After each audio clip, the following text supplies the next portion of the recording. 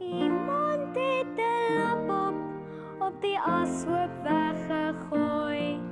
Sy was gedaan en stikkend, verbleek en nie meer mooi nie. Op die ashoop hoor sy stemme praat en die verwelkom haar. Maar o ellende, toe sy kyk, wat sien die lapop daar?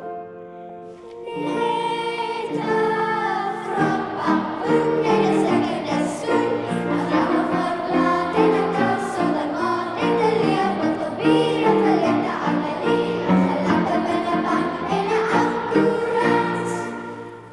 Ag, hoe droewig voel die lapop toe sy alleen daar lê, want sy weet dat niemand ooit vir haar vir lapop meer wil hê nie.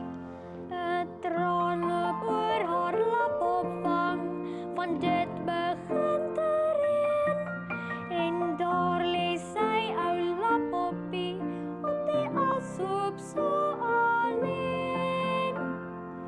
Met 'n vrot papoen en 'n stikkende skoen, 'n grauwe voorblad en 'n kous sonder maat, net 'n leeu met papier, 'n verlipte Amelie, 'n gelapte binneband en 'n ou koerant. Ag nee, wat sê die lapop? Ek soek 'n ander oord. Wat sal die wêreld van my dink? Want soos jy weet, soek soort. Ag, almal wil vir lapop troos en soek wat sy moet bly.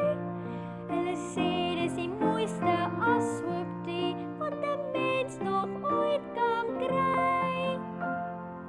Net 'n vrot papoen en 'n stikkende skoen, 'n grauwe voorblad en 'n kous sonder maat, net 'n leeu met papier, 'n verlipte Amelie, 'n gelapte binneband en 'n ou koerant. Al die goeders op die ashoop hou gou vergadering en besluit vir lapop te bekroon as die ashoop koningin. Van toe af bly die lapopie so trots te